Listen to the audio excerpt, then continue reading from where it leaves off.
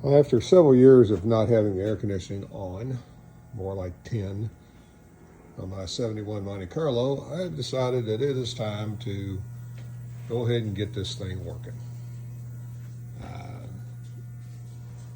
Put on a new air compressor from Old Air Products and had to do a little bit of modification to the back. And do a little cutout there to make the bracket fit, but the factory mount brackets fit right on there and there's no problems. Got the old hoses off. High pressure line was the hose that blew. And I got new condenser because the dirt I blew out of it did not look very good, and I thought I'd go ahead and put a new evaporator on it. The new condenser from Old Air Products. New lines. Everything's very nice, all factory looking. New evaporator. And lo and behold, the GM service manual. So after taking off the bracketry I thought we needed to take off, and having naturally one of your bolts that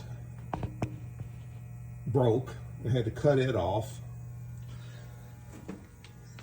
Reading in the manual, it comes up to, oh, we have to unbolt the bumper and rotate it down to be able to get this valance right here. I can get a picture of it, to get this thing out of the way because there's not enough clearance. Whoops, there's not enough clearance to remove the condenser. So that's my next step, getting the bumper loosened up where I can rotate it down. I'll be back. So after pulling out your parking lights, just disconnect them. I just went in and pulled it out and removing one of your bumper bolts right up here.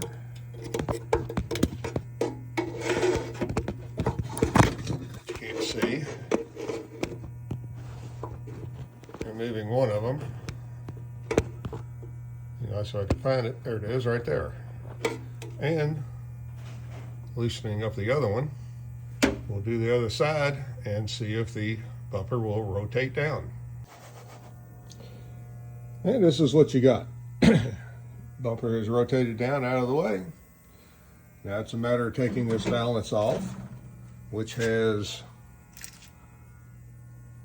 these type of screw fasteners in it, which most of the time the nut on the end of it is rusted and it doesn't come off, or it spins, or it's locked up enough it just breaks and you have to cut it off, which I've already had to do one, but that's just part of it.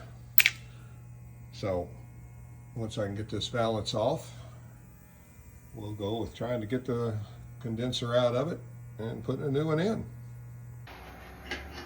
After removing the valance and realizing that if your car hasn't been taken apart in a long time, this is a two-man job. One on the top, one on the bottom. So we can get the... And you've got 1, 2, 3, 4, 5, 6, 7, 8, 9, at least, fasteners to take off. Like this, and yes, they're all rusted, and it takes those little clips that they go on like this, which are broken off, so you don't have to put a nut on top, but I'm putting a nut on it anyway. So now it's about time we take the condenser out of it. So I will be back if I don't have to take anything else off. And after you remove your bracket bolts there, which all this has to be put back on the new condenser. We'll get the condenser out and take everything off. And wouldn't you know it, because of clearance issues, it does not say in the instructions in the service manual, but might as well take the 5 screws out that hold the grill in and get it out of the way too. And here's your condenser, all out. I think I'm gonna have to take these brackets off of it. Not a huge deal. We are gonna have to remove this line right here and possibly put these clips through to hold it. But that might be minor. Other than that, everything, we'll get it all back together. We got the new, brand new old air parts condenser. We got the new compressor, new evaporator, dryer, new POA valve set up for 134A, expansion valve, and another relay that will cycle the compressor on and off. And other than that, we'll be back with more.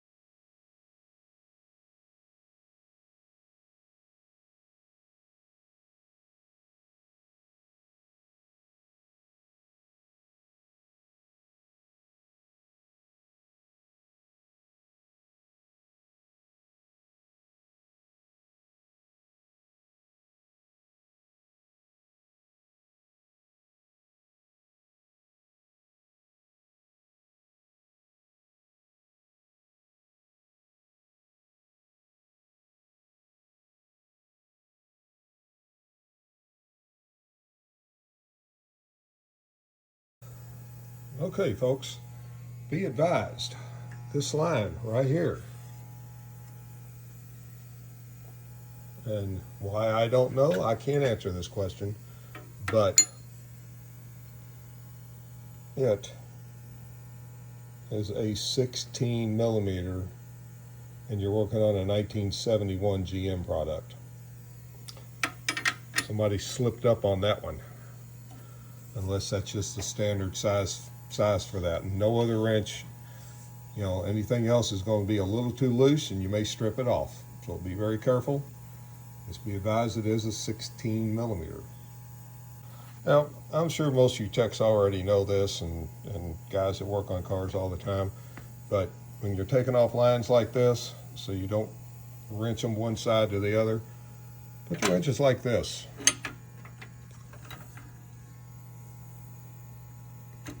And then just squeeze them like so, and that will usually break it apart real nice and not have to bend lines up. Of course, I also forgot to add to always disconnect your negative battery cable, and the battery had to come out of it, and the battery box, to gain access to the fasteners down here that, again, we're all corroded, and you're going to need help. Probably somebody with a pair of vice grips holding on the top and you wrenching on the bottom, and definitely spraying with a lot of anti-rust spray. Well, I guess 3 out of 4 of these rubber brackets coming off isn't bad. Got to take those off, put it on a new condenser, and of course, even if you spray it, this one decided that it just wanted to come completely apart. So we'll have to just find a rubber bushing, put a bolt, a couple nuts through it, and bolt her down. Stuff that happens with old cars. And we can't forget to put the clips in. I'll have to measure down and get those clips for the tube going across. Now, granted, I throw very little away, but these little rubber bushings here, and this is a pre-made type of unit there. They all seem to work pretty good, but the last one, naturally it broke, so an old GM shock rubber from the up front shock rubber with a nut and a bolt through it might work pretty good. So sadly, I don't throw much away. I just go through my drawers and find what I need. Okay, we got the brackets on. I'm going to leave them just a little bit loose so they can get it lined up a little bit better. And then we can tighten up this bolt right here, or these two, once we get it done. This is the one I had to make work, and I think it'll be okay. We'll be back in a little bit once we get it installed. Okay, we got the condenser installed. Just got to snug up the mounting bolts on it. They're in there loose, so we can make sure everything can fit around real easily. Got the pressure line going over to your dryer. Got a new seals on everything, lubricated before you put them in. And the liquid line hooked up. Still got to put a bracket around the dryer. And then got to route the liquid line up to the expansion valve. And everything's still capped off, so not to get any moisture inside. And the next thing we're going to tackle starting tomorrow is the evaporator, which hopefully should be as easy as this one was, but I won't have to take the front bumper off. So here we go on the second day of the AC component replacement. And today we're going to work on the evaporator. Everything's been taken off. Took off the expansion valve. I've got everything unhooked. So the next thing to do is unplug a couple of sensors and remove the vacuum pod. And since that thing's been stuck on there since 1971, there's a good chance that you might break the fiberglass housing, but we're going to try not to. We're going to be very careful with it. So I'll get back with you once we get it off. Now, fortunately, the air conditioning evaporator cover did come off. Looks like you only have to take one side of it off. And I'm glad I'm putting a new one in, because look at all the junk down in there. Even though the evaporator probably is okay, just need to be cleaned out. But since I'm putting a new compressor on and everything new, it's worth the extra money. Just go ahead and put this part in. So let me get this thing out, and we'll go to, oh, there it is. And what a mess. Probably still good, but we got a mess inside. Okay. In matching them up, the only difference I can really see on these two is this line's a little bit longer, which shouldn't be that big of a deal, but we'll find out when we get it in.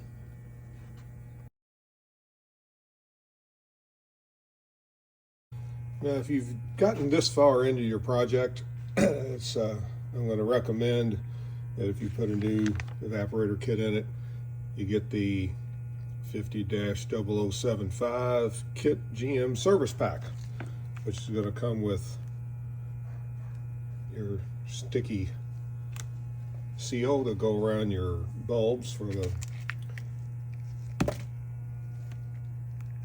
pneumatic sensor right there. And you get a new drain tube. You get new rubber that goes around the evaporator pipes, and tube of oil, and more seals. So it's just a good idea. It's 25 bucks, so it's not that much more to add to your system. So I did forget to add that this kit also comes with strip caulking, which is very good, because this stuff's kind of hard to find sometimes. And if you buy a whole box of it, it's like 40 bucks. And you use 3 or 4 pieces, and then it sits until you use it again, and then when you need it, it's usually dried up.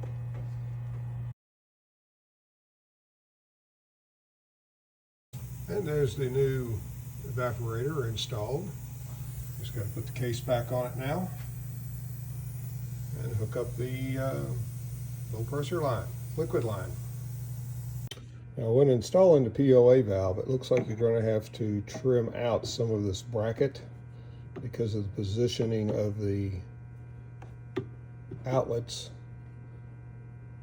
It's a little bit different than the original. So I'll just trim a little bit of this area out here, and that should fit in just fine, and be able to put your other outlet onto it with no problem. All right, we've got the lines run. Everything seems to be in pretty good shape. As far as clearance goes, the new POA valve on, expansion valve. Still got to hook the temperature sending right here.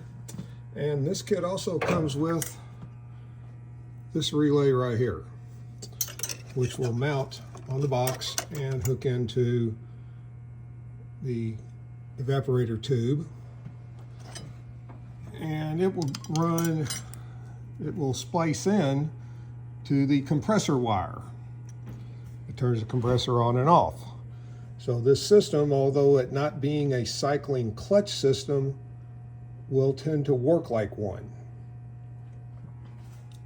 So, other than vacuuming it down, which is the next step, getting the relay hooked up, spliced in, I'll show you that video later, and getting the sensing bulbs onto the evaporator tube, we'll get back to work. So here we are in the process of vacuuming down, and I'm going to vacuum this thing probably all night, just to make sure we get any moisture out of it all. Still got a few little clips to put on.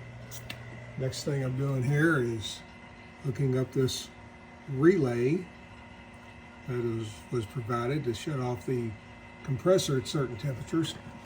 And you've got to cut into the green wire that goes to the compressor. And then splice this into it, splice that into it. I'll show you those splices later.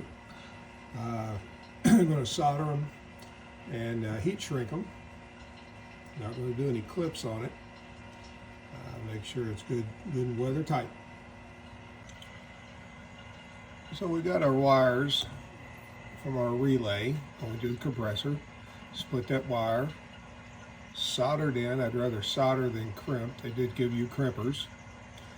But if you don't have one of these, this is called an ultra torch butane powered soldering iron. Don't have to plug it in, fill it up with some butane fluid, set it underneath the wire, you get twisted together, let it heat up, drop the solder on the wire. This is a wonderful tool. If you don't have one, you need to get one. This is the one that I've got. It's called a Master Appliance Ultra Torch. It was a little more expensive. I did buy another one before I got this one, but sent it back, and I do kind of like this one a little bit better. Ultra Torch. I'll get that focused in. Good product.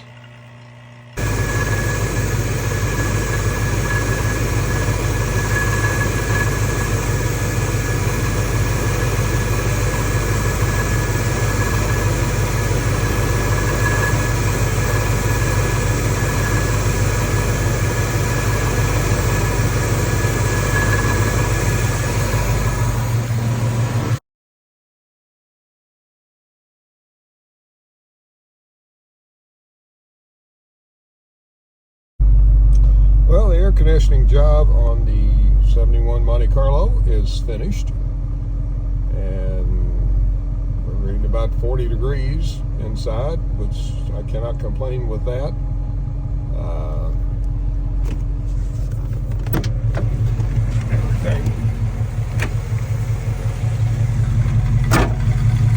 This is what I did it on.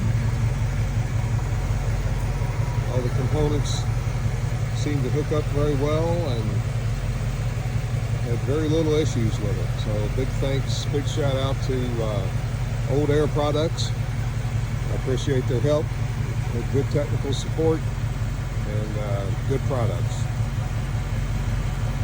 I'm going to try to get this all online, and don't be too critical about the filming of it. I had to do it in stages.